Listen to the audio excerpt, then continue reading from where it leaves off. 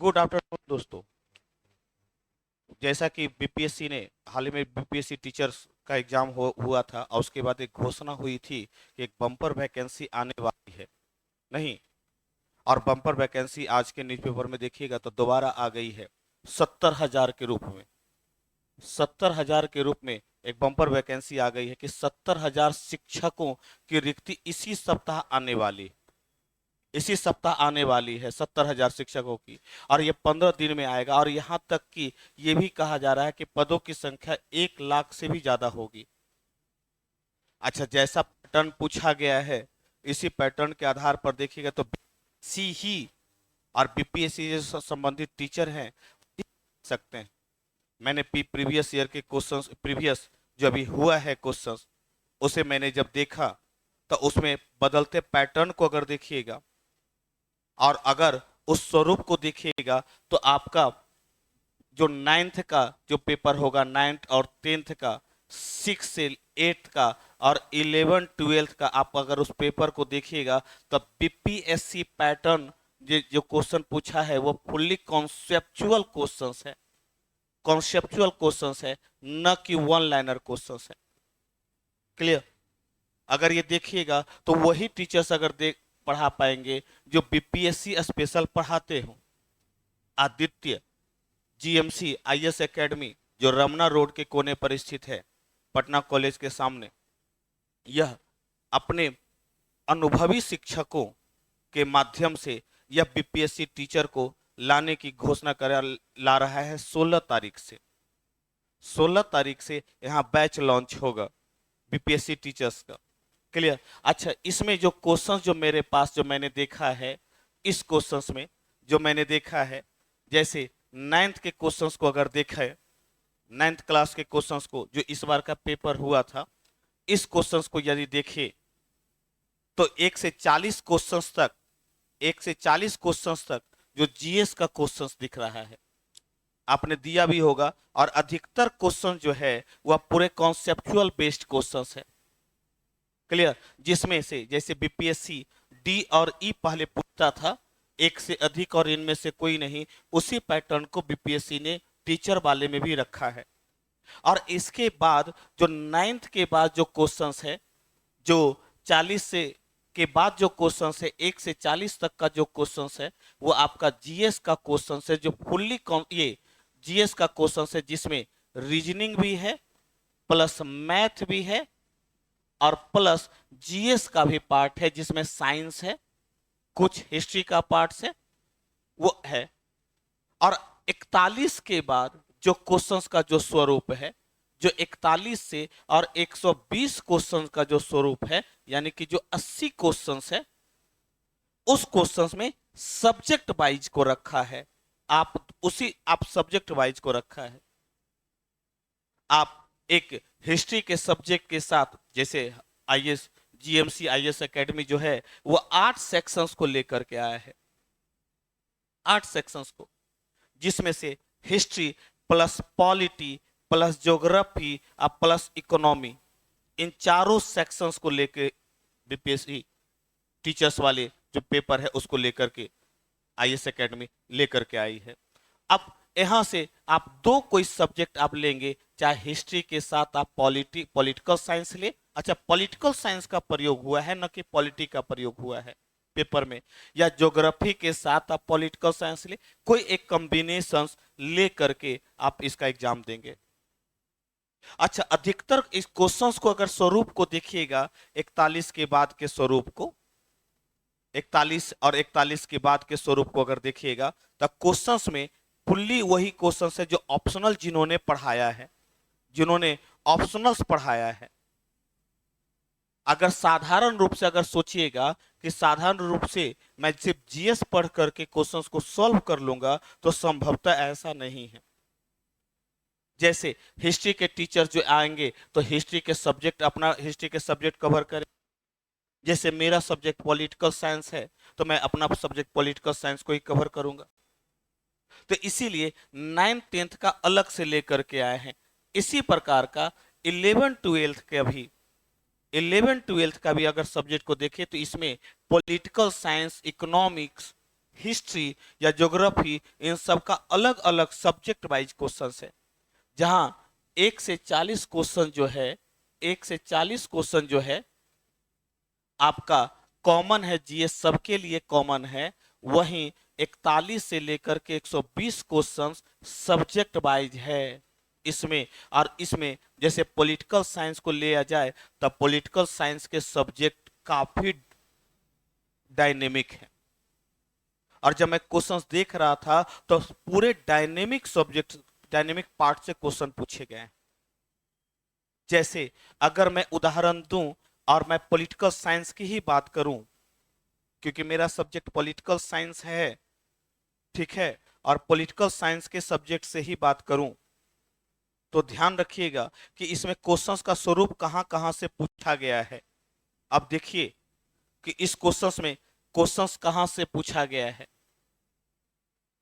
जहां उदारवाद के बौद्धिक संस्थापक से जोड़कर क्वेश्चन पूछा गया है, विचार से जोड़ करके क्वेश्चन पूछा गया है, विचारक से जोड़ करके क्वेश्चन पूछा गया है कि उदारवाद के बौद्धिक संस्थापक कौन है, तो विचारक से जोड़ करके क्वेश्चन पूछा गया है। और वहीं विचार सब उदारवाद को भी रखा गया है।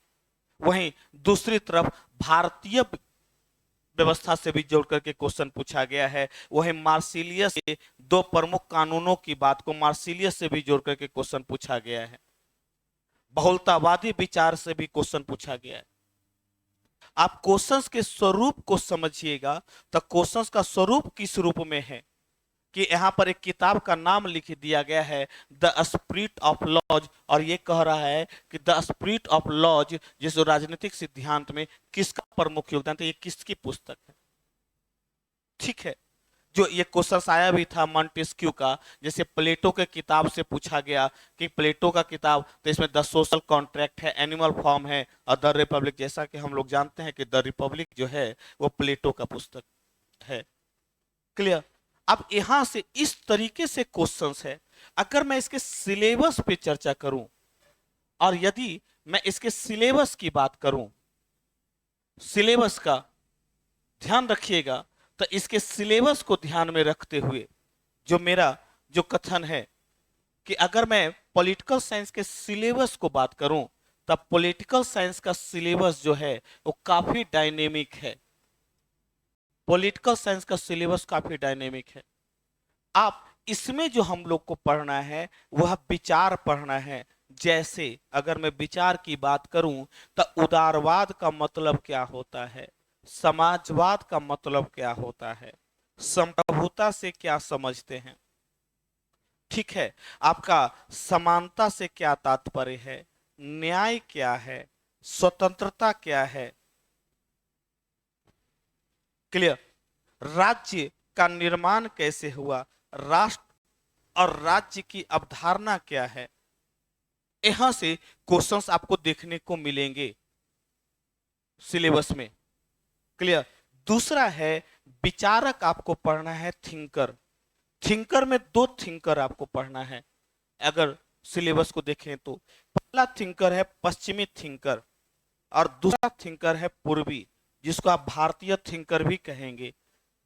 कैसे, अगर पश्चिमी थिंकर की बात करें तो इसमें अरस्तु के संबंध में चर्चा करनी है, प्लेटो के संबंध में चर्चा करनी है, जॉन लॉक के संबंध में चर्चा करनी है, हॉब्स के संबंध में चर्चा करनी है, मॉन्टेस्क्यू के संबंध में चर्चा करनी है, ठीक है, आपका बेंथम के संबंध में चर्चा करनी है, रूसो के संबंध में पढ़ना है, आदि कर देते हैं।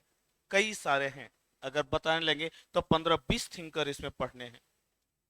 इसी प्रकार पूर्वी और भारतीय विचारकों की बात करें तो इसमें आपको गांधी जी के बारे में पढ़ना है, लोहिया के बारे में देखनी है, नेहरू के संबंध में आपको पढ़ना है, पेरियार के संबंध में पढ़ना है, अंबेडकर साहब के संबंध में पढ़ना है, आपको राजा राम मोहन राय के संबंध में पढ़ना है। क्लियर। और आदि कर देते हैं। कई सारे भारतीय थिंकर, विनोबा भावे के बारे में पढ़ना है, रविन्द्रनाथ टैगोर के बारे में पढ़ना है। तो यहां से क्वेश्चंस आपसे पूछे गए हैं कारक से। तीसरा क्वेश्चन है भारतीय शासन व्यवस्था से क्वेश्चन पूछा गया है। भारतीय संविधान और शासन व्यवस्था से क्वेश्चन पूछा गया है। भारतीय संविधान और शासन व्यवस्था से भी जोड़ करके क्वेश्चन पूछा गया है। और यहां से जो मैंने देखा है लगभग 10 से 15 क्वेश्चंस, मैं प्लस की बात कर रहा हूं, 15 प्लस क्वेश्चंस सिर्फ और सिर्फ भारतीय संविधान और शासन व्यवस्था से जोड़ करके क्वेश्चन पूछा गया है। जैसे संघीय प्रणाली क्या है, मौलिक अधिकार के संबंध में क्वेश्चन पूछा गया है। जैसे आपसे राज्य के नीति निषेध तत्व के संबंध में क्वेश्चन पूछा गया है। कार्यपालिका, विधायिका, न्यायपालिका के संबंध में क्वेश्चन पूछा गया है। अच्छा, क्वेश्चंस का स्वरूप देखिए तो एक भी क्वेश्चन कॉन्सेप्ट, एक भी क्वेश्चन स्ट्रेट फॉरवर्ड नहीं है। सारा का सारा क्वेश्चन कॉन्सेप्ट बेस्ड आधारित है। अगर आपका कॉन्सेप्ट नहीं रहेगा तो नहीं बनेगा। और इसी प्रकार का 11 12 में ये तो है ही, और 9 10 में जो क्वेश्चंस है 9 10 और 6 और 8 वाले पार्ट में भी यहां से क्वेश्चन सर्वाधिक है। 9 10 और 6 8 वाले पार्ट में भी भारतीय संविधान और शासन व्यवस्था से ही संबंधित क्वेश्चन है।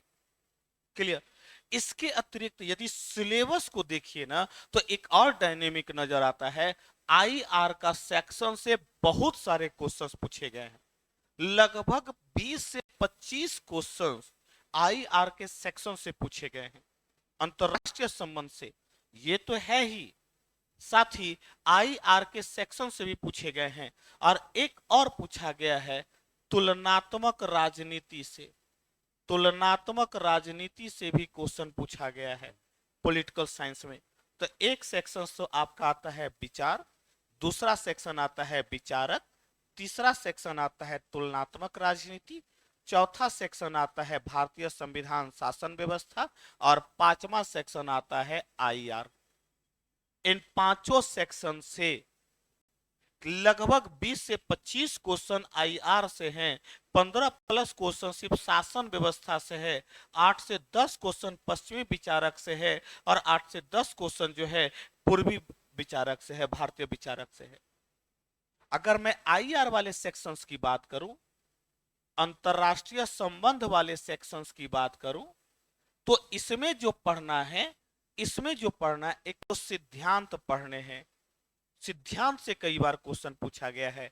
जैसे राष्ट्रीय हित क्या है, जैसे शक्ति और शक्ति संतुलन क्या है, यथार्थवाद क्या है, आदर्शवाद क्या है, भू राजनीति का मतलब क्या है, भू आर्थिकी का मतलब क्या है, इससे क्वेश्चंस बने पूछे गए हैं। 2-3 क्वेश्चंस तो सिर्फ राष्ट्रीय हित से जोड़ करके पूछा गया है। क्लियर। अंत सिद्धांत में दूसरा आप देखेंगे तो भारत की विदेश नीति से भी क्वेश्चन पूछा गया है। भारत की विदेश नीति से भी क्वेश्चन पूछा गया है। विदेश नीति से एक अस्थाई विदेश नीति और एक परिवर्तित विदेश नीति से भी क्वेश्चन पूछा गया है, जिसमें कौन प्रभावित करने वाला अंग है, कौन निर्धारक अंग है, इससे भी। तीसरा है संस्था से जोड़ करके क्वेश्चन पूछा गया। संस्था का मतलब मैं एक अंतरराष्ट्रीय संस्था की बात कर रहा हूं और एक राज्य क्षेत्रीय संस्था की बात कर रहा हूं। जैसे यूएनओ और यूएनओ संबंधित संस्था, और जैसे एससीओ, बिम्स्टेक, ब्रिक्स, आपका G20 आदि जो भी संस्थाएं हैं उससे भी जोड़ करके पूछा गया है। साथ साथ सम्मेलन से भी जोड़ करके क्वेश्चन पूछा गया, करंट अफेयर्स को कोरिलेट करते हुए। करंट अफेयर्स को कोरिलेट करते हुए सम्मेलन से भी जोड़ करके क्वेश्चन पूछा गया है। इसके साथ साथ एक और है, और वह है संबंध। भारत के दूसरे देशों से संबंध भी जोड़ करके क्वेश्चन पूछा गया है। जैसे P5 परमानेंट देशों के साथ संबंध और पड़ोसी देशों के साथ संबंध, इससे भी जोड़ करके क्वेश्चन पूछा गया है। पड़ोसी देशों के साथ संबंध, इससे भी जोड़ करके क्वेश्चन पूछा गया है। मैं इसका एक उदाहरण देता हूं। अगर आप इसके देखेंगे इस पार्ट में कि कहां से क्वेश्चन पूछे गए हैं। क्लियर। तो मैंने कहा ना कि आपसे अंतरराष्ट्रीय संबंधों से भी जोड़ करके क्वेश्चन पूछे गए हैं। जैसे आपसे अलगाववाद, राष्ट्रवादी सार्वभौमिकता, साम्राज्यवाद के संबंध में क्वेश्चन पूछे गए हैं। ठीक है, उपनिवेशवाद के संबंध में क्वेश्चन पूछे गए हैं विचार से। ठीक है, आपका नाम से जोड़ करके क्वेश्चन पूछा गया है। नाम से, नॉन अलाइनमेंट मूवमेंट से जोड़ करके क्वेश्चन पूछा गया है। बांडुक सम्मेलन में अपनाया गया और नाम में स्वीकार किया गया, इसमें कौन नहीं था। शीत युद्ध के दौरान घटनाक्रम, आपसे घटनाक्रम से भी क्वेश्चन जोड़ करके क्वेश्चन पूछा गया है।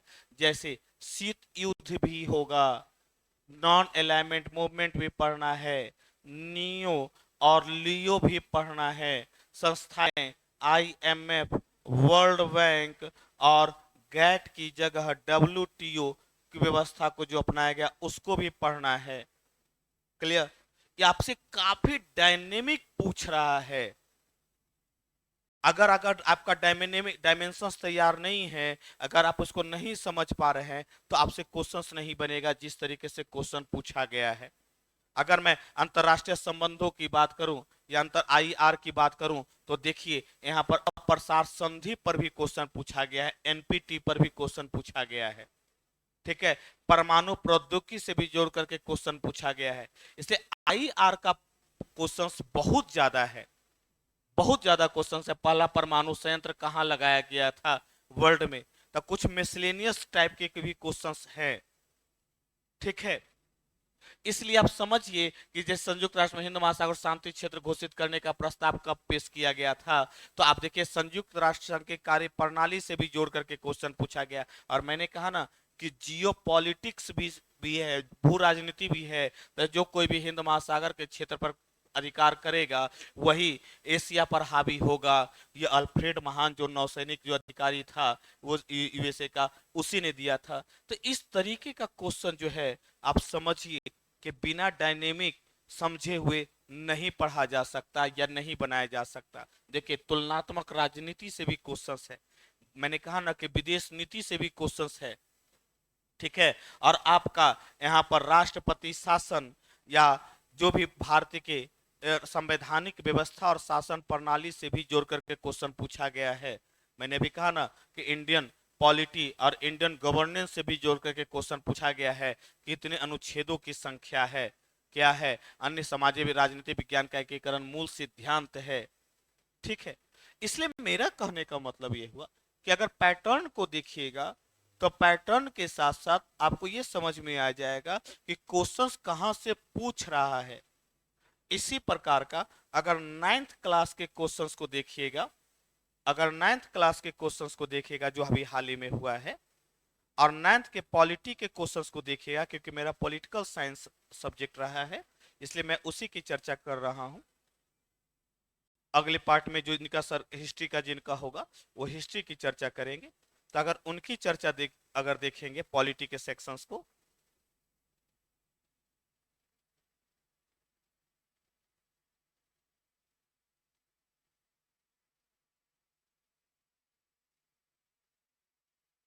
ठीक है, तो क्योंकि आपको एक दो कॉम्बिनेशंस लेना होता है, और दो कॉम्बिनेशंस में एक आप ज्योग्राफी और एक हिस्ट्री के साथ एक और कोई बुक कोई रखेंगे। अगर पॉलिटी रखते हैं तब पॉलिटी के सेक्शंस को अगर देखिए, पॉलिटी का देखिए तो ज्यादातर क्वेश्चन में नाइन्थ वाले, क्योंकि सिक्स का एग्जाम हुआ नहीं था, नाइन्थ वाला ही पेपर है, तो नाइन्थ वाले पेपर में देखिएगा कि प्रस्तावना किस देश से लिया गया है, राष्ट्रपति अपने अधिकारों का निष्पादन किसकी सलाह से करता है, दल बदल विरोधी कानून क्या सुझाव देता है, अधिकतर निर्वाचन क्षेत्र वाले राज्यों को उनके बढ़ते क्रम के आधार पर समझाइए।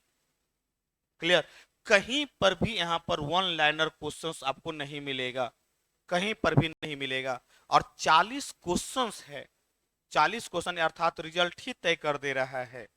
आप देखिएगा इसमें सारा क्वेश्चन जो है आपको सिर्फ और सिर्फ इंडियन कॉन्स्टिट्यूशन और गवर्नेंस से ही मिलेगा। वो इसी सेक्शन से मिलेगा जो मैंने अभी कुछ देर पहले कहा ना, इसी सेक्शन से मिलेगा, इसी वाले पार्ट से, कि अगर हम ये वाला पार्ट्स अगर कवर कर लेते हैं, ये वाला पार्ट्स अगर हम कवर कर लेते हैं, ये वाला पार्ट, तो आपका नाइन्थ का पार्ट, सिक्स और नाइन्थ का पार्ट आपका कवर हो जाएगा। क्लियर?